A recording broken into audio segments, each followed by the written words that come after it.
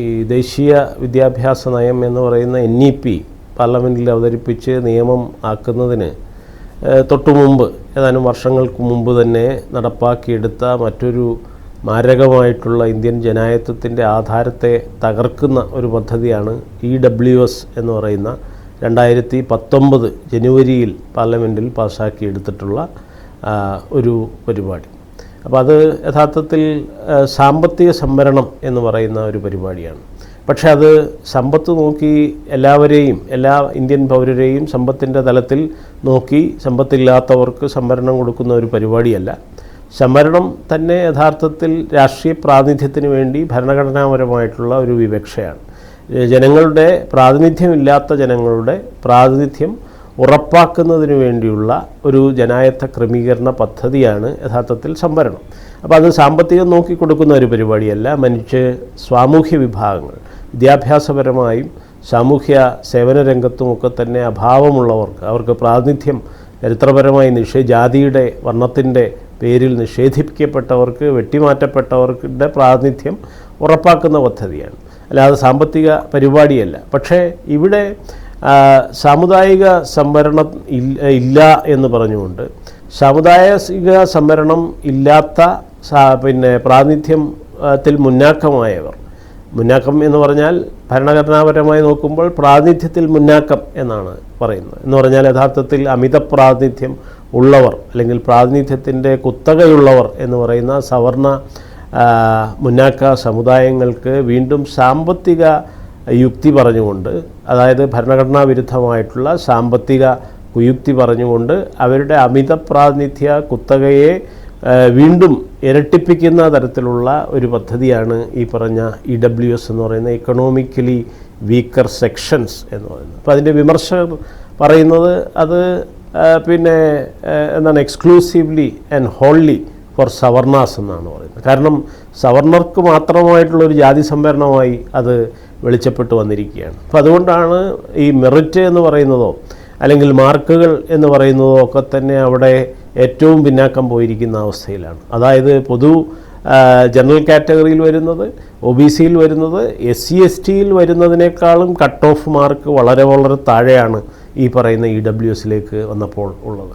അപ്പോൾ പണ്ട് മെറിറ്റിനെക്കുറിച്ച് വ്യാകുലരായിരുന്ന ഈ സവർണ സമുദായങ്ങൾ ഇപ്പോൾ മെറിറ്റിനെക്കുറിച്ച് മിണ്ടുന്നില്ല എന്ന് മാത്രമല്ല, അവരുടെ ജനസംഖ്യയുടെ എത്രയോ മടങ്ങ് ആണ് ഈ പറയുന്ന EWS ആയിട്ട് മാത്രം 10% വരെ നടപ്പാക്കാമെന്നായിരുന്നു വിധി. അതിനെ ഡിവൈഡഡ് ആയിട്ടുള്ള ഒരു വിധിയായിരുന്നു സുപ്രീം കോടതിയുടെ ഭരണഘടനാ ബെഞ്ചിൻ്റെ ചീഫ് ജസ്റ്റിസ് പോലും വിയോജിച്ച് 3-2 എന്ന് പറയുന്ന രീതിയിലാണ് അത് നമ്മുടെ കേരളത്തിൻ്റെ മോഹൻ ഗോപാൽ തന്നെ സുപ്രീം കോടതിയിൽ വാദിച്ച് 3-2 എന്ന രീതിയിലാണ് അതിന് മേൽക്കൈ നേടി അത് നിയമമാക്കപ്പെട്ടത്. പക്ഷേ എന്നിട്ട് പോലും 10% വരെ കൊടുക്കാമെന്ന് പറയുന്നിടത്ത് 10% നേരിട്ട് അന്ന് മുതൽ കേരളത്തിൽ നടപ്പാക്കി കൊടുക്കുകയാണ് ഉണ്ടായത്. അപ്പോൾ അത് ഒരിക്കലും നടപ്പാക്കുകയില്ല എന്ന് പറയുന്ന പല സംസ്ഥാനങ്ങളും നമ്മുടെ ഇന്ത്യ മഹാരാജ്യത്തുണ്ട്. അപ്പോൾ അവിടെയാണ് കേരളത്തിലടക്കം ഇത് വളരെ പെട്ടെന്ന് ഇംപ്ലിമെൻറ്റ് ചെയ്ത് കൊടുക്കുകയും കേരളത്തിൽ അതിനു മുമ്പ് തന്നെ ദേവസ്വം ബോർഡിൽ ഈ പരിപാടി നടത്തുകയും 2019 ജനുവരിയിൽ മാത്രമാണ് കേന്ദ്ര ഭരണകൂടം മോദിയുടെ അമിത്ഷായുടെയൊക്കെ നേതൃത്വത്തിൽ ഇത് നിയമമാക്കിയത്. അതിനു മുമ്പ് ഇത് 2018 നവംബറിൽ തന്നെ ഇത് കേരളത്തിൽ നടപ്പാക്കി എന്നുള്ളതാണ്. ഇടതുപക്ഷം ഭരിച്ചുകൊണ്ടിരുന്ന കേരളത്തിൽ, അതും ദേവസ്വം ബോർഡ് എന്ന് പറയുന്ന ഈ കേരളത്തിൻ്റെ ബോർഡിൽ അവിടെ 96% മുന്നാക്ക ജാതി ഹിന്ദുക്കളായിരുന്ന സ്ഥലത്താണ് വീണ്ടും 10% കൂടി ഈ മുന്നാക്ക ജാതി ഹിന്ദുക്കൾക്ക് സാമ്പത്തിക തലം പറഞ്ഞ് സാമ്പത്തിക സംവരണം EWS കേരളത്തിൽ നടപ്പാക്കി എന്ന് മാത്രമല്ല, അത് ഞങ്ങളിതാ കേരളത്തിൽ ഈ സാമ്പത്തിക സംവരണം ദേവസ്വം ബോർഡിൽ നടപ്പാക്കി കഴിഞ്ഞു, നിങ്ങൾക്ക് ധൈര്യമുണ്ടോ എന്ന് കേന്ദ്രത്തിനെ അമിത്ഷായും മോദിയെയും വെല്ലുവിളിക്കുകയും കൂടി ചെയ്തു കേരളത്തിലെ ചില രാഷ്ട്രീയ നേതാക്കൾ എന്നതാണ് സത്യമാണ് നാം കാണേണ്ടത്. അപ്പോൾ അതിൻ്റെ ഫലം നാം ഇപ്പോൾ അറിഞ്ഞു വരുന്നതേ ഉള്ളൂ. നമ്മുടെ ജനങ്ങൾ ഇതിൻ്റെ ദുരവ്യാപകമായിട്ടുള്ള ഫലങ്ങൾ അറിഞ്ഞു വരുന്നതേ ഉള്ളൂ. കാരണം സാമുദായിക സംവരണം എന്ന് പറയുന്നത്, റിസർവേഷൻസ് എന്ന് പറയുന്നത് പ്രാതിനിധ്യമില്ലാത്ത ജനങ്ങൾക്ക്, രാഷ്ട്രീയ സാമൂഹ്യ പ്രാതിനിധ്യം ഭരണത്തിലും വിദ്യാഭ്യാസ രംഗത്തും പൊതുസേവന രംഗത്തും ഇല്ലാത്ത സാമൂഹ്യ വിഭാഗങ്ങൾക്ക്, സമുദായങ്ങൾക്ക് അവരുടെ പ്രാതിനിധ്യം ഉറപ്പിക്കാനുള്ള പരിപാടിയാണ്. അതിൽ സാമ്പത്തികം ഒരു മാനദണ്ഡമല്ല. വളരെ ചെറിയ സമുദായങ്ങൾക്ക് അവർക്ക് സാമ്പത്തികമായി വളരെ മേന്മയുണ്ടാകാം, പക്ഷെ അവർക്ക് പ്രാതിനിധ്യം ആവശ്യമാണ്. അത് രാഷ്ട്രീയ അവകാശവും മൗലികാവകാശവും ഫണ്ടമെൻ്റൽ റൈറ്റിലാണ്. അംബേദ്കർ ഇത് ചാപ്റ്റർ 3 ഫണ്ടമെൻ്റൽ റൈറ്റിലാണ്, മൗലികാവകാശങ്ങളിലാണ് പ്രാതിനിധ്യത്തിനുള്ള അവകാശത്തെ ഉൾപ്പെടുത്തിയിരിക്കുന്നു. അപ്പോൾ അതുപോലും കാറ്റിൽ പറത്തിക്കൊണ്ട്, ഭരണഘടനയുടെ മൗലികാവകാശങ്ങളെ കാറ്റിൽ പറത്തിക്കൊണ്ട്, ജനായത്ത വ്യവസ്ഥയുടെ അടിത്തറയായിട്ടുള്ള ലോകത്തെമ്പാടും അംഗീകരിച്ചിട്ടുള്ള രാഷ്ട്രീയ പ്രാതിനിധ്യ വ്യവസ്ഥയെ അതിൻ്റെ കടക്കൽ കത്തിവെച്ചുകൊണ്ട്, ഇതിനകത്ത് സാമ്പത്തിക കുയുക്തി പറഞ്ഞുകൊണ്ട് അമിത പ്രാതിനിധ്യത്തിൽ ഈ കലാകലങ്ങളായിരിക്കുന്ന ജാതി ഹിന്ദുക്കൾക്കും പ്രാതിനിധ്യത്തിൽ മുന്നാക്കം എന്ന് പറയുന്ന മുന്നാക്ക ഫോർവേഡ് കമ്മ്യൂണിറ്റീസിനും ഈ പറയുന്ന സാമ്പത്തിക കുയുക്തിയിൽ ഇത് നടപ്പാക്കി കൊടുക്കുക എന്ന് പറയുന്ന, അവരുടെ ജനസംഖ്യ പോലും നോക്കാതെ, അതിൻ്റെ പ്രൊപ്പോർഷൻ പോലും നോക്കാതെ, അവരുടെ പലരുടെയും ജനസംഖ്യയെക്കാളും കൂടിയ ശതമാനമാണ് ഈ 10% എന്ന് പറയുന്നത്. ഇപ്പോൾ കേരളത്തിലൊക്കെ 4-5% ചില വരേണ്യ ജാതികൾ അവർ അവകാശപ്പെടുകയാണ്, ഞങ്ങൾ 10-12% ഉണ്ട് എന്ന് അവകാശപ്പെടുകയാണ്. എന്നിട്ട് ഞങ്ങൾക്ക് ഇത്രമാത്രം വേണം. അവർ ദേവസ്വം ബോർഡിൽ അന്ന് 60%-ലധികമായിരുന്നു, ഒറ്റ ജാതിക്കാരായിരുന്നു. അവിടെയാണ് വീണ്ടും 10% നടപ്പാക്കിക്കൊണ്ട് ഏതാണ്ട് 100%-ലേക്ക് ജാതി ഹിന്ദുക്കളുടെ അമിതപ്രാതിനിധ്യക്കാരുടെ അല്ലെങ്കിൽ പ്രാതിനിധ്യത്തിൽ മുന്നാക്കരുടെ കുത്തക വികസിപ്പിച്ചത്. അപ്പോൾ ഇത് വളരെ നഗ്നമായിട്ടുള്ള ബഹുജന വഞ്ചനയാണ്, ഭരണഘടനാ ലംഘനമാണ്, സാമൂഹ്യ ജനായത്വത്തിൻ്റെ അടിത്തറയായ പ്രാതിനിധ്യത്തെ തകർക്കുന്ന ജനവിരുദ്ധമായ ബഹുജനവിരുദ്ധമായ പദ്ധതിയാണ്. ഇതാണ് വലിയ കർമ്മപരിപാടിയായിട്ട് കേരളത്തിൽ സാമ്പത്തിക നിർണയനവാദത്തിൻ്റെയൊക്കെ പശ്ചാത്തലത്തിൽ ഇടതുപക്ഷത്തിലൂടെ നടപ്പാക്കിയെടുത്തത്. കാരണം അത് ഇന്നും ഇന്നലെയും തുടങ്ങിയതല്ല. ഇന്ത്യൻ ഭരണഘടനയും മൗലികാവകാശങ്ങൾ വരുന്നത് 1950 മാത്രമാണെന്ന് നമുക്കറിയാം. 57 അധികാരത്തിൽ വന്നപ്പോൾ ആദ്യമായിട്ട് EMS തുടങ്ങിവെച്ച ഒരു വ്യവഹാരമാണ് ഈ പറയുന്ന സാമ്പത്തികവാദം എന്ന് പറയുന്നത്. സാമ്പത്തിക നിർണയനവാദത്തെ ഇന്ത്യൻ ഭരണഘടനയുടെ ആധാരമായ ഈ പ്രാതിനിധ്യ സാമൂഹ്യ പ്രാതിനിധ്യ വ്യവസ്ഥ റിസർവേഷൻസിനെ അട്ടിമറിക്കാൻ വേണ്ടി അന്ന് ആ ആശയപ്രചാരണം തുടങ്ങി. അപ്പോൾ അങ്ങനെയാണ് സാമുദായിക സംവരണം സർവീസിൻ്റെ കാര്യക്ഷമത തകർക്കുമെന്നും ഇനി സാമ്പത്തിക സംവരണമാണ് വേണ്ടത് എന്നുമുള്ള ഒരു കുയുക്തി, ഭരണഘടനാ വിരുദ്ധമായ ജനായത്ത വിരുദ്ധമായ ഒരു കൗടില്യ ബുദ്ധി അന്ന് നമ്മുടെ ഗുമസ്ത കുറിപ്പുകളിലൂടെ ഒന്നാം ഭരണ പരിഷ്കാര കമ്മീഷനിലൂടെ EMSൻ്റെ ഭരണകാലത്ത് പുറത്തേക്ക് വന്നു. ഇത് ജോസഫ് കമ്മീഷൻ എന്ന കമ്മീഷനിലൂടെ ഇതിനൊരു സാധുത പകർന്നു.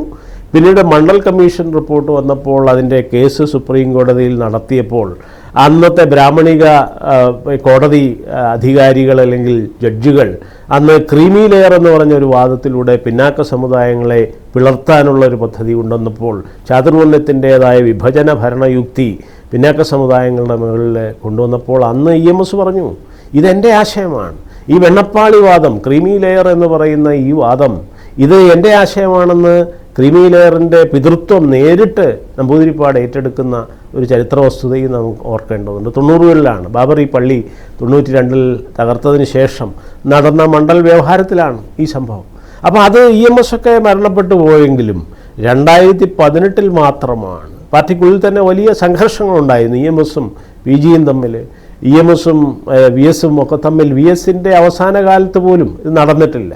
VS ഭരണപരിഷ്കാര കമ്മീഷൻ ചെയർമാനായിരിക്കുന്ന അദ്ദേഹം അനാരോഗ്യത്തിലേക്ക് പോയ ഒരു സമയത്താണ് ഇത് സംഭവിച്ചിരിക്കുന്നത്. 2018 നവംബറിലാണ് കേരളത്തിലെ ദേവസ്വം ബോർഡിൽ, അതായത് 96% ജാതി ഹിന്ദുക്കൾ നിറഞ്ഞ് അമിതപ്രാതിനിധ്യ കുത്തകയിൽ, അവരുടെ ജനസംഖ്യ 10% താഴെയാണ് എല്ലാവരുടെയും കൂടി എടുത്താൽ, ഈ ബ്രാഹ്മണരുടെയും ശൂദ്രരുടെയും ക്ഷത്രിയരുടെയൊക്കെ കൂടി ജാതി ഹിന്ദുക്കൾ എന്ന് പറയുന്ന ചാതുർവർണ്ണികളുടെ ജനസംഖ്യ മൊത്തം നോക്കിയാൽ 10% ഉള്ളൂ.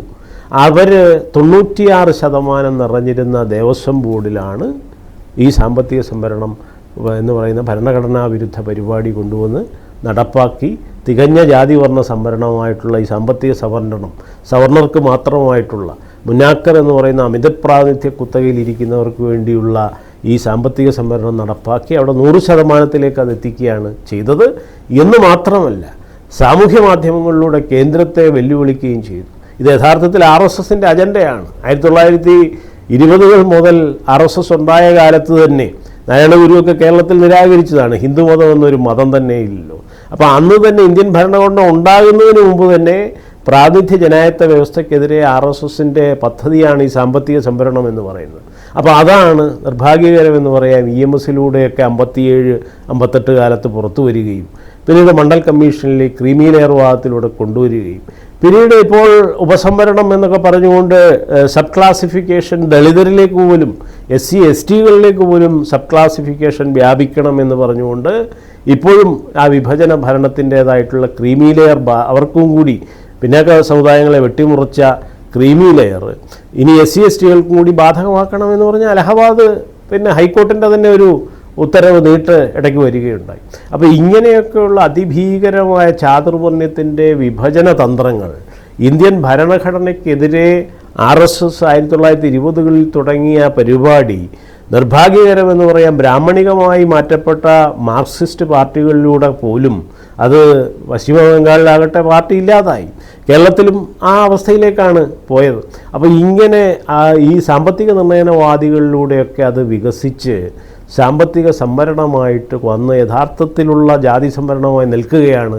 എന്നാൽ ഇവരാരും തന്നെ ഈ ജാതികളുടെ സ്ഥിതിവിവരക്കണക്കെടുക്കാൻ സമ്മതിക്കുന്നുമില്ല. അപ്പോൾ യഥാർത്ഥത്തിൽ ഓരോ ജാതി അല്ലെങ്കിൽ സമുദായങ്ങളും എത്ര ശതമാനമുണ്ട്, അവർക്ക് എന്തുമാത്രം പ്രാതിനിധ്യം കിട്ടിയിട്ടുണ്ട്, പ്രാതിനിധ്യത്തിൻ്റെ കണക്ക് എത്ര, ഇങ്ങനെയൊക്കെ നോക്കിയാൽ മാത്രമേ ആർക്കാണ് അതിൽ കുറഞ്ഞു പോയത്, ആരുടെ ജനസംഖ്യാനുപാതികമായ പ്രാതിനിധ്യമാണ് കൂട്ടേണ്ടത്, അല്ലെ ആർക്കെങ്കിലും കൂടുതലുണ്ടെങ്കിൽ അത് നിയന്ത്രിക്കേണ്ടതുണ്ട്.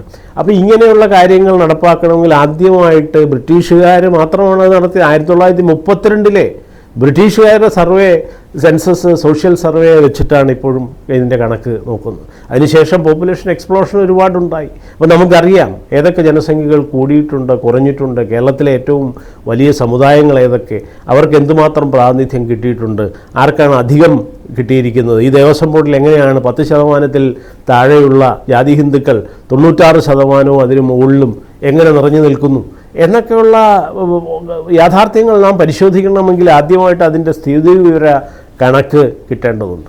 അതിനൊരു കാസ്റ്റ് സെൻസസ് അനിവാര്യമാണ്. അപ്പോൾ ആ കാസ്റ്റ് സെൻസസ് ഇതും രാഹുൽ ഗാന്ധി നമ്മുടെ തിരഞ്ഞെടുപ്പ് സന്ദർഭത്തിൽ രാഹുൽ ഗാന്ധി ഉയർത്തിയ ഒരു വിഷയമാണ്. പല സ്റ്റേറ്റുകളിലും അത് എടുക്കുകയുണ്ടായി.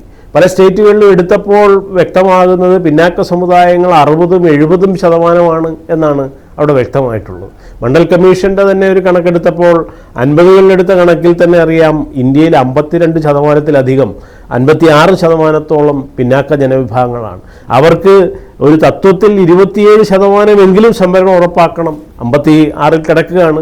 ഒരു തുലവും 27-എങ്കിലും കൊടുക്കണം എന്നാണ് മണ്ഡൽ പറഞ്ഞത്. അപ്പോഴാണ് ഇന്ത്യയെ കത്തിക്കുന്ന രീതിയിലേക്ക് ജാതി ഹിന്ദു തീയാട്ടങ്ങളും ആത്മഹത്യകളും ഒക്കെ തന്നെ ഗോസ്വാമിയുടെ ആത്മഹത്യ അടക്കം ഇവിടെ അരങ്ങേറുകയുണ്ടായി. അപ്പോൾ ആ രീതിയിലുള്ള ഒരു ഭീകര സമ്മർദ്ദ ഭരണമാണ് യഥാർത്ഥത്തിൽ ജാതി ഹിന്ദു ഭരണകൂടങ്ങളും അതുപോലെ തന്നെ ജാതി ഹിന്ദു മൂല്യങ്ങൾ, ബ്രാഹ്മണിക ജാതി ഹിന്ദു സവർണ മൂല്യങ്ങൾ അഴിഞ്ഞാടുന്ന എല്ലാ പാർട്ടികളും പോലും, അതിലെ പല നേതാക്കൾ പോലും പറയുന്നത്. അതേസമയം തന്നെ അതിനെതിരെ കോൺഗ്രസ്സിലെ രാഹുൽ ഗാന്ധിയെ പോലെയുള്ളവർ, മല്ലികാർജുൻ ഖാർഗെ പോലെയുള്ളവർ, സോണിയാഗാന്ധിയെ പോലുള്ളവർ, അവരൊക്കെ തന്നെ ഈ കാര്യങ്ങളെ സംബോധന ചെയ്യാമെന്നും EWSനെ പുനഃപരിശോധിക്കാമെന്നും ഒക്കെ തന്നെ തിരഞ്ഞെടുപ്പിന് മുമ്പ് ജനങ്ങളെ നേരിട്ട സന്ദർഭങ്ങളിൽ വാഗ്ദാനമായിട്ട് തന്നെ പറഞ്ഞിരുന്നു.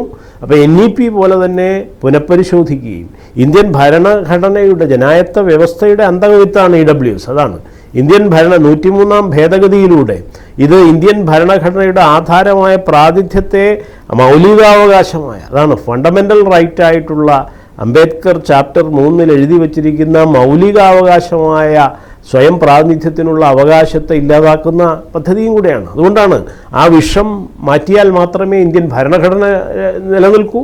അത് ഭരണഘടന ഉണ്ടെങ്കിൽ തന്നെ, ഒരു ജനായത്ത ഭരണഘടന ഉണ്ടെങ്കിൽ മാത്രമേ ഇന്ത്യയും രാഷ്ട്രവും ജനതയും നിലനിൽക്കൂ, ഇന്ത്യക്ക് ഭാവിയുള്ളൂ. അപ്പം അതുപോലെ തന്നെ നമ്മുടെ ഭാവിയിലെ കുട്ടികളെ കൂടി ബാധിക്കുന്നതാണ് NEP എന്ന് പറയുന്നത്. അപ്പോൾ EWSഉം NEPയും അടിയന്തരമായി കോൺഗ്രസ് ഭരണകൂടങ്ങളെങ്കിലും, പുതിയതായി അധികാരത്തിലേക്ക് വന്നിട്ടുള്ള കേരളത്തിലടക്കമുള്ള കോൺഗ്രസ് ഭരണകൂടങ്ങളെങ്കിലും, അല്ലെങ്കിൽ BJP അല്ലാത്ത ഭരണകൂടങ്ങൾ വീണ്ടും വളരെ നിശ്ചിതമായ പുനർവിചാരണ നടത്തി അതിനെ തിരുത്താനുള്ള, തള്ളേണ്ടതിനെ തള്ളാനും തിരുത്തേണ്ടതിനെ തിരുത്താനുമുള്ള അടിയന്തര നടപടി സ്വീകരിച്ചാൽ മാത്രമേ ഇന്ത്യയും രാഷ്ട്രവും ഒരു ജനായത്ത സമൂഹമായി മുന്നോട്ട് പോകൂ.